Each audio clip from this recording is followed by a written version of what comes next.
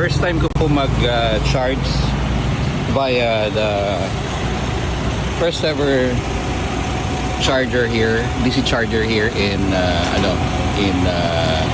Sorsogon City. CCS2 po ito CCS2. Ayan CCS2. Actually, nung tinag ko siya kanina, it says, open ko lang, no? Open. It says that, sabi ko, charge up of 100, no? At 100%, it says, kanina, 25 minutes, kasi 58% charge battery. Pero ngayon, sabi niya 50 minutes, it's okay. I can stay here for like almost an hour. Yan, so, nagbago siya. It's okay. So, yun, first time ko mag-charge. First charging experience sa labas. Ayan. Okay. Ganda ng location nila, and sabi nga ng ating lady na bantay, pag marami na daw mag-charge, magdadagdag sila kasi they basically own the lot, everything here. So sa dami ng parking lot dito, ayan, pwede, walang limit, pwede sila maglagay ng 10 kahit 20, no? So yun, charging is my very first top up charging experience outside. Ayan.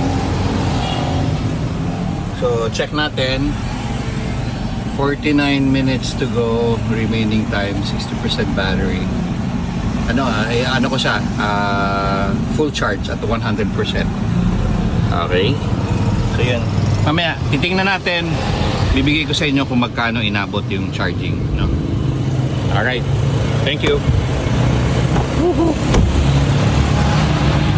Siyempre, while charging, wala tayong magawa. May manok dito. May manok. Diba? Siyempre, alangan naman manok lang. O, diba?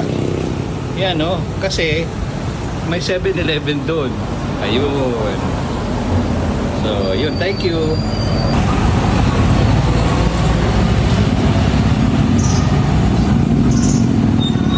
Yan. Hindi ko maintindihan, puro numero. Pero at least, ang bilis, 78% na agad. Alright. Okay, so yan. Hindi ko nga alam kung 122 kilowatt charger to whatever. Kasi, sige, hindi ko naman indicated. Tanungin na lang natin. Saya ng habang nagcha-charge mo, ito yun. Battery.